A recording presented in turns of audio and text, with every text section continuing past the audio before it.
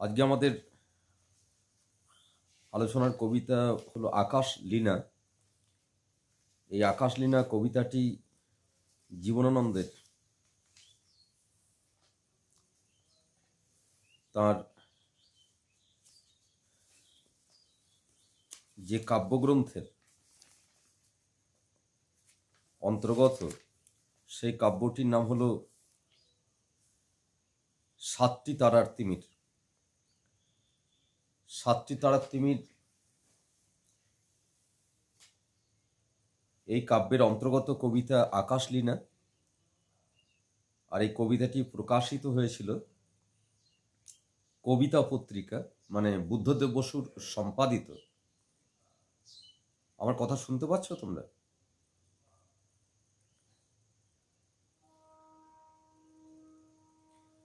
বুদ্ধদেব বসুর সম্পাদিত কবিতা পত্রিকায় আশ্বিন সংখ্যায় 1344 বঙ্গাব্দে কবিতাটি প্রকাশিত।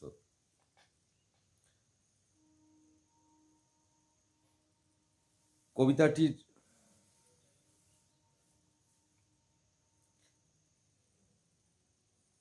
অন্য অনুভূতির কবিতা। কবিতাটির সম্পর্কে বলতে গিয়ে আমাকে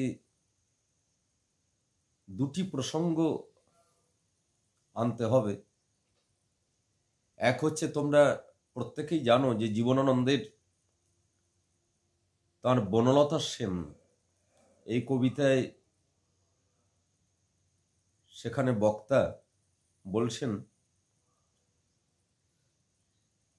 চারিদিকে জীবনের সমুদ্র সফেন, আমারে দুদণ্ড শান্তি দিয়েছিল নাটোরের বনলতা সেন।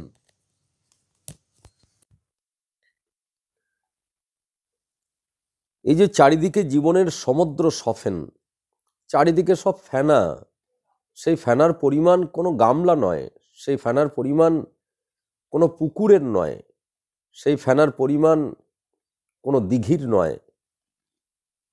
ফেনাতে ফেনাতে ভরে গেছে। সেই ফেনা তার এতটাই পরিমাণ বেড়ে গেছে যে সমুদ্র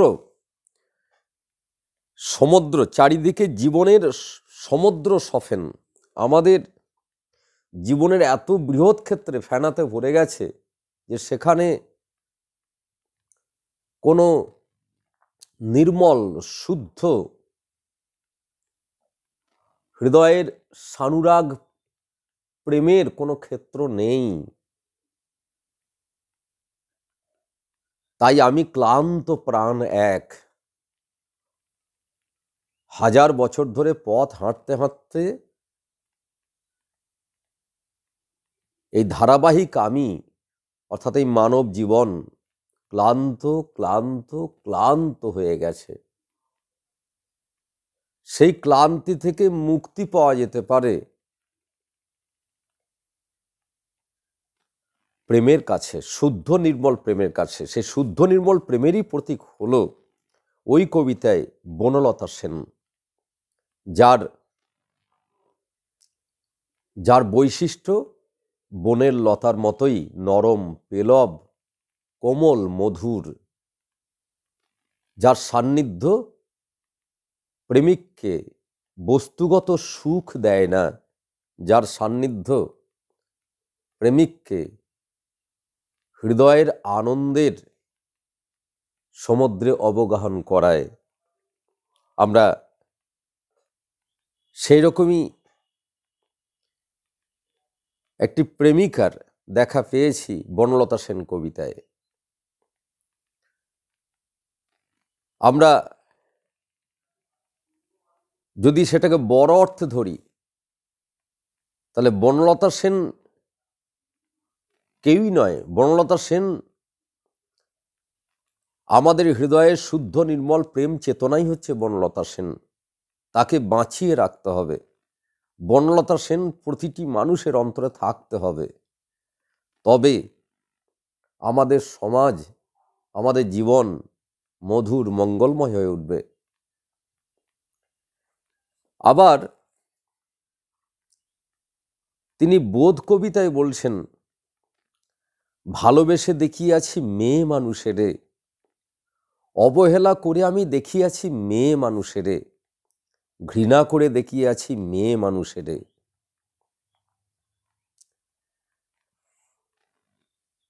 এই যে ভালোবেসে, অবহেলা এবং ঘৃণা,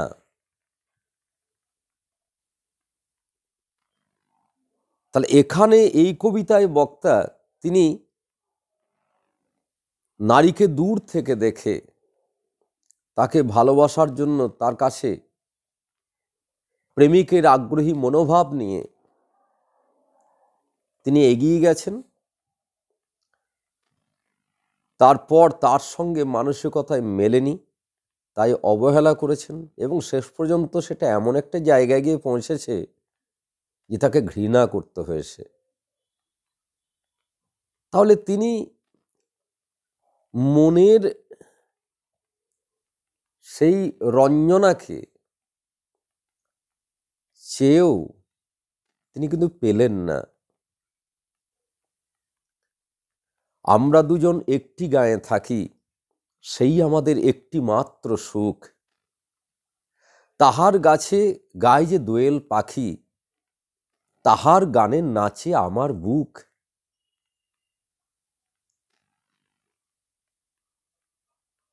আমরা রবীন্দ্রনাথের এক গায়ে কবিতার কয়েকটি লাইন বললাম, এটাই তো প্রেম।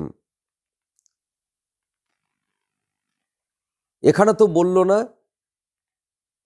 যে আমরা দুজন একটি গায়ে থাকি, তাকে দেখে সুখ জাগলো, তারপর তাকে আমি ঘৃণা করলাম। আসলে আমাদের একালের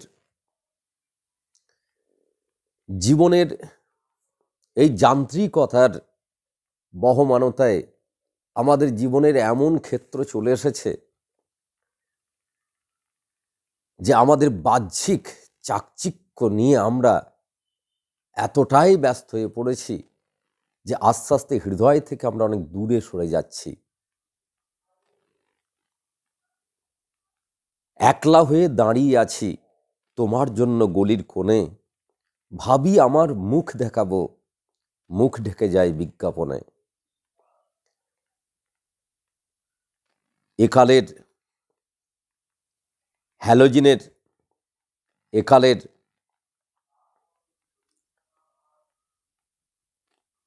সেই নিয়ন আলোর যান্ত্রিক সমাজ,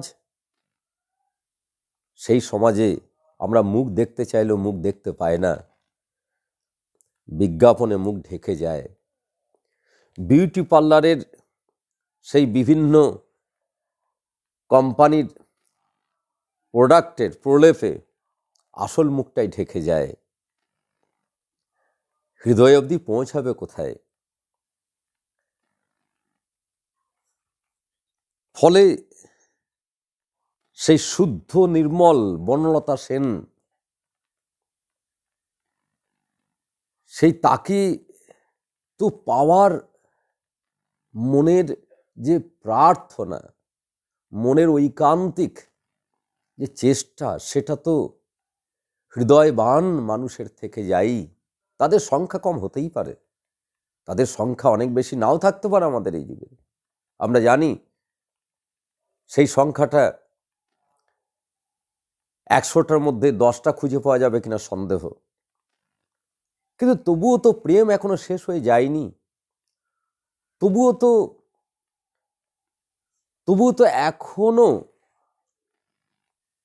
এখনো হৃদয়বান সেই নারী, হৃদয়বান সেই পুরুষকে পাওয়া যায়।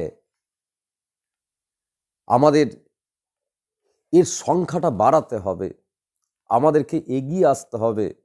যে আমরা তো আত্মহন্তারক হয়ে যাচ্ছি আস্তে আস্তে, আমরা আমাদেরকেই বধ করছি, আমাদের বনলতা সেনকে বধ করছি। আমার ভিতরে প্রেম চেতনাকে শেষ করে দেওয়া মানে তো বনলতা সেনকেই শেষ করে দেওয়া।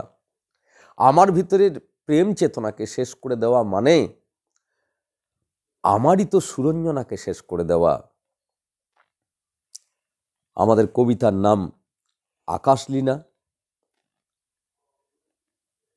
আকাশ এই কথাটার দুরকম মানে আছে। এক হচ্ছে এই যে প্রকৃতির মধ্যে যে আকাশ দেখছো, এই এক আকাশ। তো প্রকৃতির মধ্যে আকাশকে চোখে দেখলেই কি তুমি আকাশের সঙ্গে মিশতে পারলে? মনে রাখবে,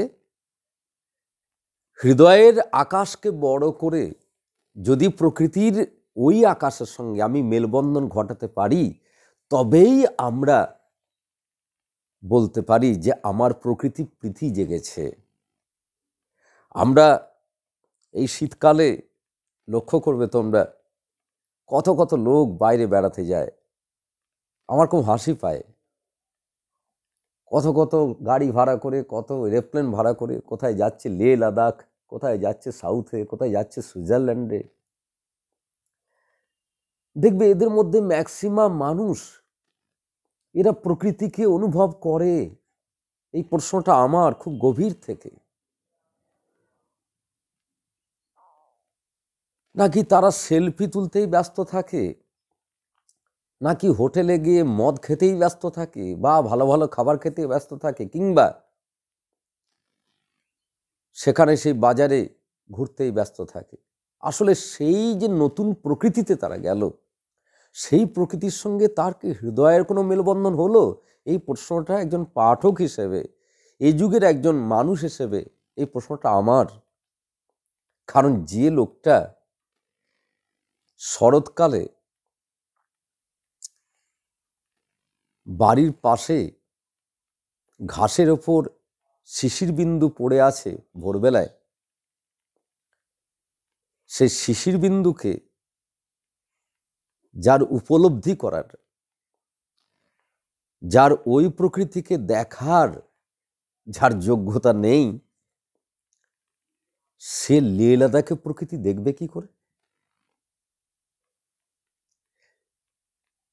নিজের বাড়ির সামনে যে পুকুর আছে বা দিঘি আছে, সেখানে জলের বিকেলবেলায় সুন্দর জলের ঢেউ দিচ্ছে, আর বিকেলে সূর্য অস্ত যাচ্ছে, সূর্যের রাঙা আলো সেই জলের উপর পড়ছে।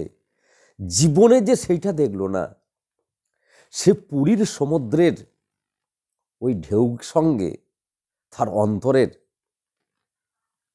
আত্মীকরণ করে কি করে? এই প্রশ্নটা আমার।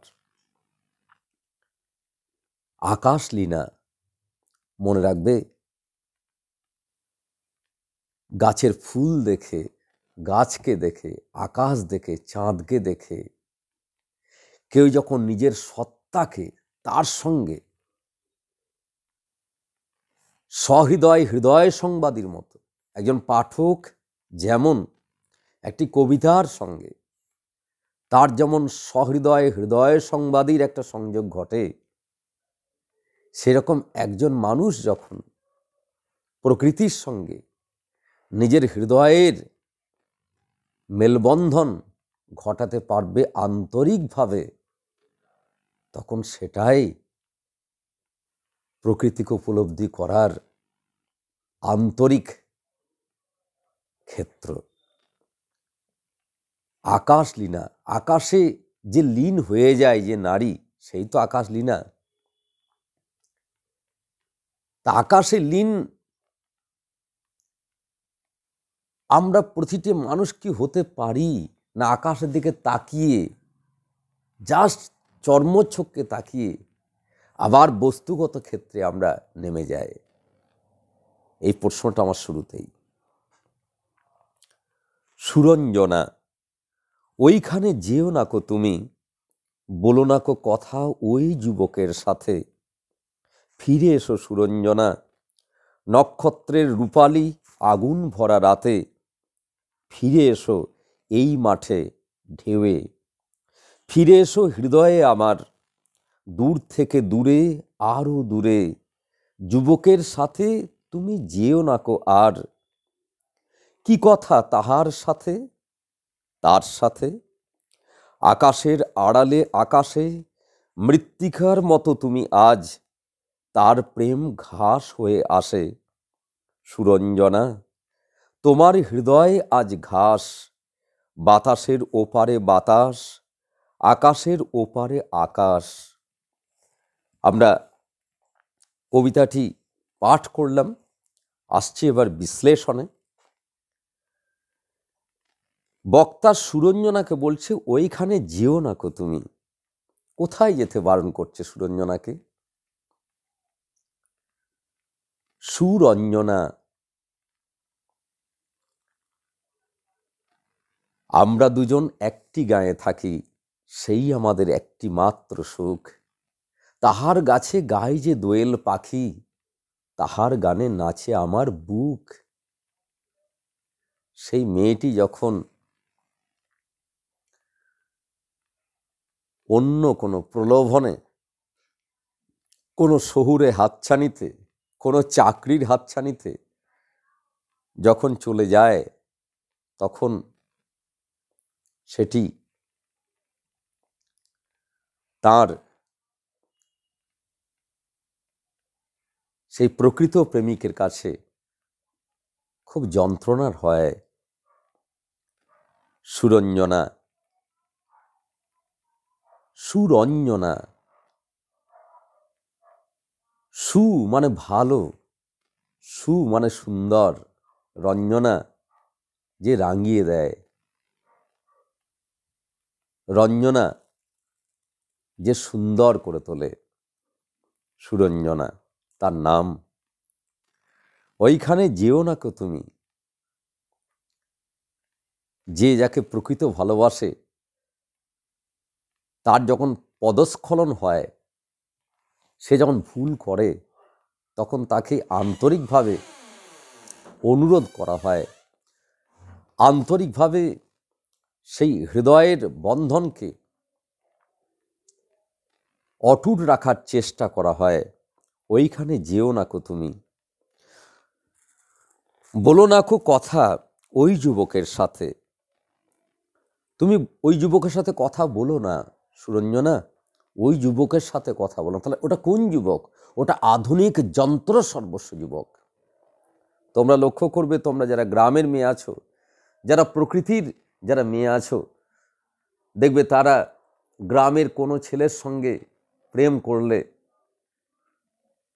নয়, তারপর একটি শহুরে চাকরিওয়ালা ভালো ছেলে পেয়ে গেলে, তখন লোভের জিভটা অনেক সময় লকলক করে না? যদি করে, তখন ব্যথা ভারাক্রান্ত হয়ে সেই ছেলেটি যদি এরকম উচ্চারণ করে, সেটা তো হৃদয়ের উচ্চারণ, তার মধ্যে কোনো চালাকি নেই। তোমাকে সঠিক পথে আনতে চাইছে। কোনটা বড়, ওই চাকরিটা বড় না হৃদয়টা বড়? এই প্রশ্ন এই যুগের পাঠকের কাছে কবির। বলো না কো কথা ওই যুবকের সাথে। ফিরে এসো সুরঞ্জনা, তুমি ফিরে এসো, তুমি প্রেমের কাছে ফিরে এসো, তুমি বনলতা সেনের কাছে ফিরে এসো, তুমি বনলতা সেনের কাছে ফিরে এসো, প্রকৃত প্রেমের কাছে ফিরে এসো। আমরা আমরা চলে যাচ্ছি প্রকৃত প্রেম থেকে সরে দূরে যান্ত্রিকতায়, আমরা চলে যাচ্ছি অনেক দূরে বস্তু সর্বস্বতায়। যে ছেলেটা তোমাকে রেস্টুরেন্টে নিয়ে যেতে পারবে, যে ছেলেটা তোমাকে গ্যালাক্সি মলে সেখানে সিনেমা হলে ঢুকিয়ে 150 টাকার টিকিটে সিনেমা দেখাতে পারবে, আর যে ছেলেটার সঙ্গে সে গ্রামের মাঠে ঘাসে বসে আকাশে চাঁদ দেখতে, তাকে আর ভালো লাগছে না তোমার। কারণ তোমার কাছে এই মুহূর্তে হৃদয়ের থেকে বস্তুটাই বড় হয়ে যাচ্ছে। এ বড় যন্ত্রণার এই যুগের মানুষের কাছে। এই যুগের মানুষ আসলটা থেকে সরে যাচ্ছে। এই যুগের মানুষ প্রকৃত, যেটার জন্য মানুষ হয়েছে, সে যেটার জন্য সে শ্রেষ্ঠ প্রাণী, সেই হৃদয় থেকে সে নিজে নিজেই সরে গিয়ে নিজেকেই নিজে বধ করছে। ফিরে এসো সুরঞ্জনা, নক্ষত্রের রূপালী আগুন ভরা রাতে। ওই হ্যালোজেনের লাইট নয়, নিয়ন আলো নয়। একলা হয়ে দাঁড়িয়ে আছি তোমার জন্য গলির কোণে। একটা গলির কোণে তোমার জন্য দাঁড়িয়ে আছি আমি সুরঞ্জনা। ভাবি আমার মুখ দেখাবো, মুখ ঢেকে যায় বিজ্ঞাপনে। শঙ্খ ঘোষের কবিতা, মুখ ঢেকে যায় বিজ্ঞাপনে। নক্ষত্রের রূপালী আগুন ভরা রাতে, নক্ষত্রের রূপালী আগুন ভরা রাতে, হ্যালোজেনের লাইট নয়, নিয়ন আলো নয়, ফিরে এসো ওই মাঠে, মাথার উপর নক্ষত্র থাকবে, ওই গ্যালাক্সি মল নয়। আমরা বড় যান্ত্রিক হয়ে যাচ্ছি। আমাদের চারপাশে যে অপরূপ সম্ভার, চারপাশে আমাদের যে প্রকৃতির অপরূপ সম্ভার রয়েছে, তাকে আমরা লাথি মেরে আমরা সকাল থেকে মোবাইলটা নিয়ে বসি। এ বড় যন্ত্রণার, এ বড় যন্ত্রণার এ যুগের। আমরা শেষ হয়ে যাচ্ছি। সকালে গাছে গাছে কত পাখি ডাকছে, আমাদের দেখার সময় নেই। সকালে কি সুন্দর পরিবেশ, আমাদের দেখার সময় নেই, কারণ আমাদের হাতে মোবাইল আছে। আমরা সরে যাচ্ছি। নক্ষত্রের সেই আলো, নক্ষত্রের সেই পরিবেশ আমাদের দেখার সময় নেই, কারণ আমরা যে হৃদয়হীন হয়ে যাচ্ছি। ওই জন্যই তো আমরা নিজের মাকে ধরে ধরে পেটাই, আমরা বিদ্যালয়ে গিয়ে মাস্টারমশাইকে গুলি করে মেরে দিই।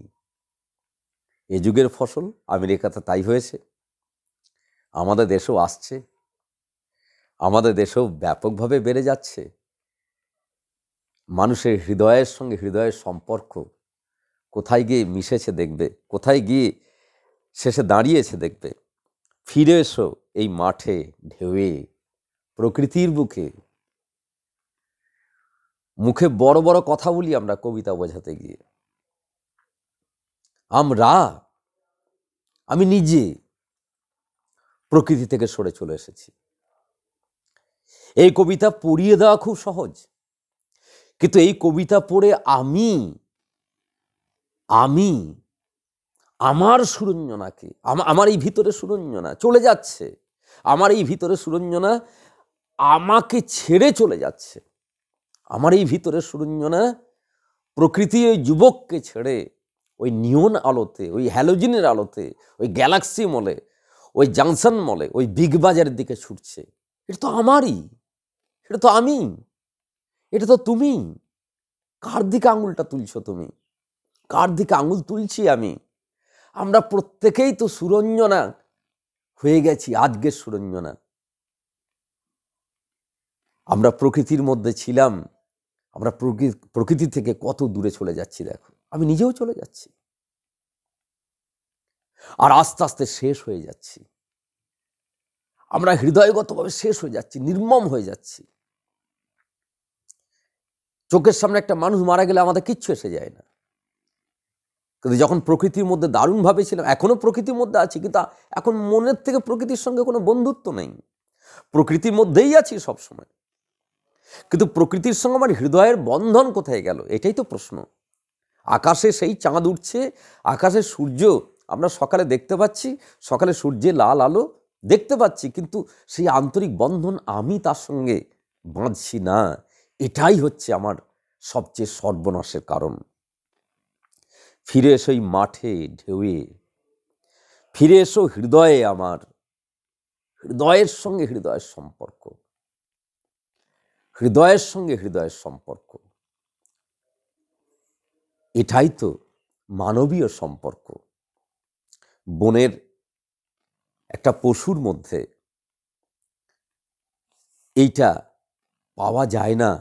আমাদের গর্ব ছিল যে আমরা সমাজ তৈরি করেছি, দেখো আমাদের পাড়া প্রতিবেশী মানুষজন নিয়ে আমাদের কি সুন্দর সমাজ হয়েছে। এটা বনের কোনো প্রাণী পারেনি, বনের কোনো প্রাণী আজও পারেনি।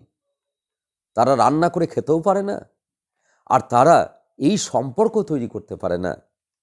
দাদু নাতি, বাবা মা কাকা পাড়া প্রতিবেশী, হৃদয়ের সম্পর্ক কোথায় গেল? জীবনানন্দ যখন কবিতা লিখছেন, আর 2021 সালে আজকে আরও আমাদের সুরঞ্জনা নষ্ট হয়ে গেছে। আমার সুরঞ্জনা, আমার ভিতরে যে আমাকে রাঙিয়ে তুলেছিল, আমার ভিতরে যে সুন্দরভাবে এই মানুষটা যে তৈরি হয়েছিল, বহু পরিশ্রম করে মানুষটা তৈরি হয়েছে। এই যে ধারাবাহিক মানুষ, 1000 বছর ধরে আমি পথ হাঁটিতেছি, এই 1000 বছর একটা মানুষ হাঁটতে পারে না? তাহলে ব্যক্তি মানুষ নয়, এখানে আমাদের এই মানব সভ্যতা, মানব সমাজ, এই মানুষ যে ব্রেন এবং হৃদয়গতভাবে অন্য প্রাণী থেকে শ্রেষ্ঠ প্রাণী, সেই মানুষ ব্রেনটা আজকে রেখেছে। ব্রেনটা ঠিক আছে, মোবাইল আবিষ্কার হচ্ছে, ব্রেনটা ঠিক আছে, হৃদয়টাকে সে পায়ে করে মারিয়ে দিচ্ছে দিনের পর দিন। কোর্টে গিয়ে দেখবে ডিভোর্সের পরিমাণ কি হারে বেড়ে গেছে। আমার ছাত্র কোর্টে কাজ করে, জিজ্ঞেস করেছিলাম যে কোর্টে কি চোর ডাকাত এসবের সংখ্যা খুব বেশি? বলে এসব নয়, শুধু ডিভোর্স আর ডিভোর্স। কেন হচ্ছে? কারণ আমরা একজনের সঙ্গে হৃদয়গত সম্পর্ক স্থাপন করতে যাচ্ছি, ভালো লাগছে না আবারও। অর্থাৎ সে একটা চাকরি পাওয়ালা ছেলে যেমন মেয়ে দেখে দেখে বেড়ায়, সেই অবস্থা হয়ে গেছে আমাদের সমাজের। আমরা কারোর সঙ্গে হৃদয়গত সম্পর্ক স্থাপন করতে পারছি না, কারণ আমার হৃদয়টাই তো ছোট। আমি তো হৃদয়টাকে গুটিয়ে একদম গর্তের মধ্যে ঢুকিয়ে দিয়েছি ইঁদুরের মতো। ফিরে সেই মাঠে বিস্তার দেখো, নক্ষত্রের আকাশ দেখো, বিস্তার দেখো, আর তোমার গ্যালাক্সি মলের বিস্তারটা দেখো, একটা স্কোয়ার ফিটের মধ্যে আবদ্ধ। ঢেউয়ে ফিরে এসো হৃদয়ে আমার। খুব গুরুত্বপূর্ণ শব্দ, হৃদয়।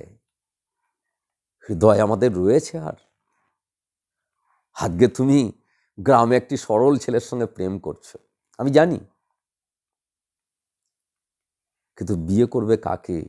এই প্রশ্ন নিজেকে করো, তার উত্তর পেয়ে যাবে যে তোমার কি হৃদয় আছে। তোমার কি হৃদয় আছে, এই প্রশ্নটা করো তুমি, যে এটা আমি করছি কেন। আমি যার সঙ্গে ক্লাস 9 থেকে, যার সঙ্গে ক্লাস 10 থেকে আমি প্রেম করলাম, তাকে আমি নির্দ্বিধায়, নির্মমভাবে, অমানবিকভাবে তাকে আমি ছেড়ে চলে যাচ্ছি। তাহলে হৃদয় কি আছে? দূর থেকে দূরে, আরো দূরে, যুবকের সাথে তুমি যেও না আর।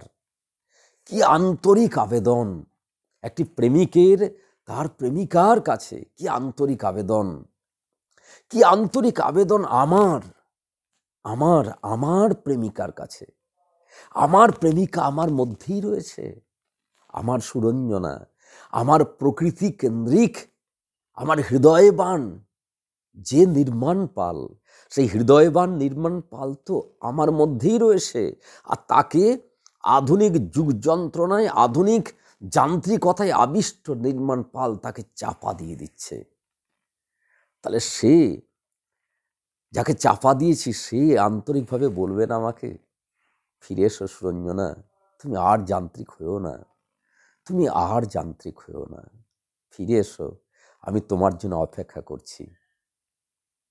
দুয়ার এঁটে ঘুমিয়ে আছে পাড়া, কেবল শুনি রাতের করা নাড়া, অবনী বাড়ি আছো? অবনীকে ডাকছে, অবনী ওঠো। সুরঞ্জনাকে ডাকছে, সুরঞ্জনা ফিরে এসো। অবনীকে জাগতে হবে, জাগলে তবেই আমাদের জীবন বাঁচবে। আর অবনী যদি না জাগে, তাহলে আমাদের টিকে থাকা হবে, বেঁচে থাকা হবে না। বেঁচে থাকা আর টিকে থাকা দুটো এক নয়। দূর থেকে দূরে, আরো দূরে, যুবকের সাথে তুমি যেও না কো আর। কি কথা তাহার সাথে, তার সাথে আকাশের আড়ালে আকাশে, মৃত্তিকার মতো তুমি আজ, তার প্রেম ঘাস হয়ে আসে। তার প্রেম, এখানে ওই যুবক নয়, তোমাকে যে ভালোবাসছে, যে তোমাকে হৃদয় থেকে চায়, তার প্রেম ঘাস হয়ে ওই আকাশের বুকে, ঘাস হয়ে আকাশের বুকে। ভালো করে দেখো, এর ক্ষেত্রটা দেখো ভালো করে। ওর সাথে যেও না, এর সাথে এসো। তার হৃদয় ঘাস হয়ে তোমার হৃদয়কে চায়। ঘাস অনেক কিছু সহ্য করে, দেখবে ঘাসকে কেউ লাথি মেরে চলে গেলে ঘাস বলে শ্রীকৃষ্ণের মতো যে তোমার পায়ে লাগেনি তো, তুমি আবার 4 দিন পর ফিরে এসো সেই ঘাসের কাছে, এসে ঘাসের কাছে মাথা রেখে শো, দেখো ঘাস তোমাকে বরণ করে নেবে। ঘাসের প্রচণ্ড সহ্য শক্তি। ঘাসকে দেখবে, গরু দেখবে তাকে পুরো খেয়ে শেষ করে দেয়, দেখবে মানুষ দেখবে ঘাসকে মারিয়ে দিয়ে যায়, সেই ঘাস দেখবে আবার সবুজে সবুজ হয়ে সে আমাদেরকে হাত বাড়িয়ে ডাকে, ফিরে এসো সুরঞ্জনা, আমি আমি তোমাকে আমি হৃদয়গতভাবে চাই। সেই জন্য ঘাস অত্যন্ত গুরুত্বপূর্ণ জীবনানন্দের কবিতায়। জীবনানন্দ তার কবিতাতেই, তার আগে আমরা পড়িয়েছি হয়তো তোমাদের ঘাস কবিতা, ঘাস কবিতাতেই তিনি ঘাসকে কখনো মা রূপে দেখছেন, ঘাসকে কখনো প্রেমিকা রূপে দেখছেন। ঘাস তো আমাদের সত্যি করেই যারা প্রকৃতি প্রেমিক, ঘাস তো তাদের কাছে মা, ঘাস তো তাদের কাছে প্রেমিকা। কারণ যার মধ্যে সেই সুরিয়ালিস্টিক সত্তা আছে, সে তো ঘাসকে মা রূপেই দেখছে। কারণ সে দেখছে আমার তো ওই ঘাস থেকেই আমার জন্ম, ওই প্রকৃতি থেকেই তো আমার জন্ম, তাহলে মা। আবার ঘাসের সঙ্গে গিয়ে যখন সে ঘাসের মধ্যে গিয়ে গড়াগড়ি দিচ্ছে, তখন ঘাস তো তার আবার প্রেমিকাও হয়ে যাচ্ছে। সেই জন্য জীবনানন্দ ঘাসকে মা রূপেও দেখছেন, ঘাসকে প্রেমিকা রূপেও দেখছেন। তাহলে ঘাসের সাংঘাতিক সহ্য ক্ষমতা আছে। তাহলে আমার হৃদয় সেরকম ঘাস, আমি সুরঞ্জনা অনেক আঘাত সহ্য করতে পারি। তুমি আমাকে ছেড়ে চলে গেছো ওই যুবকের সাথে বলে আমি তোমার মুখেতে অ্যাসিড মারবো না। আমি আমি আমি হৃদয়বান মানুষ, আমি কোনো ধান্দা নিয়ে কোনো স্বার্থ নিয়ে তোমাকে ভালোবাসিনি সুরঞ্জনা, আমি হৃদয় দিয়ে ভালোবাসেছি। সুরঞ্জনা ফিরে এসো, ফিরে এসো। মৃত্তিকার মতো তুমি আজ, তার প্রেম ঘাস হয়ে আসে। তুমি মাটি হও আর আমি কি, আমি ঘাস হই। সে ঘাস এবং মাটির মেলবন্ধন হোক। ঘাসের সঙ্গে মাটির কি নিবিড় সম্পর্ক। যদি তুমি ঘাস দেখো, দেখবে মাটির সঙ্গে ঘাস দেখবে আঁকড়ে ধরে আছে, দেখবে এটা বাহ্যিক নয়। ঘাসের সঙ্গে মাটির যে সম্পর্ক সেটা দেখবে কতখানি হৃদয়গত। যদি তুমি যদি কবিতা প্রেমিক হও, তুমি যদি ভাবের আলোকে থাকো, তোমার যদি ভাবগত ক্ষেত্রটা খুব গভীর হয়, তুমি বুঝতে পারবে যে ঘাসের সঙ্গে মাটির কতখানি গভীর সানুরাগ সম্পর্ক, কতখানি গভীর হৃদয়ের সম্পর্ক। ঘাস এবং মাটি নয়। সুরঞ্জনা মৃত্তিকা হোক আর আমি ঘাস হই। সুরঞ্জনা, তোমার হৃদয়ে আজ ঘাস, আবার তুমিও কখনো ঘাস হও, আবার আমি তখন মৃত্তিকা হই। তুমি এবং আমরা তো বাহ্যিকভাবে আলাদা, কিন্তু অন্তর্গতভাবে আমরা তো একই।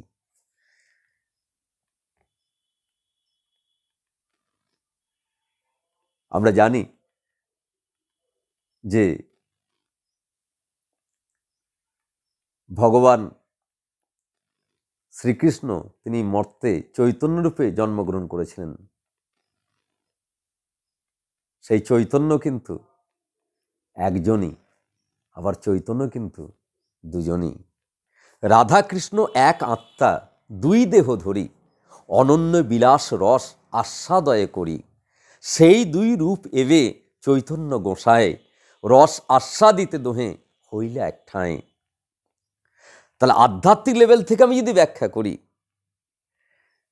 তাহলে ভক্ত এবং ভগবান বাহ্যিকভাবে দেখতে একজন ভক্ত আর একজন ভগবান, কিন্তু অন্তর্গতভাবে ভক্ত এবং ভগবান মিলেমিশে একই। কারণ ভক্ত ছাড়া ভগবানের অস্তিত্ব নেই, আর ভগবান ছাড়া ভক্তের অস্তিত্ব নেই। তাহলে একে অপরের পরিপূরক এবং একই আত্মা। শুধু লীলা করার জন্যে, শুধু জীবজগৎকে চালনা করার জন্যে, আধ্যাত্মিক লেভেলের জায়গা থেকে বলছি, সেই ক্ষেত্রগুলি আসে, ঠিক সেই রকম এখানে ঘাস এবং মৃত্তিকা, এই ঘাস মরে গিয়ে কখনো সে মাটি হয়ে মিশে যাচ্ছে, আবার মাটি থেকে আবার ঘাস হচ্ছে, তাহলে ঘাস আর মাটি মিলেমিশে কি এক হলো না?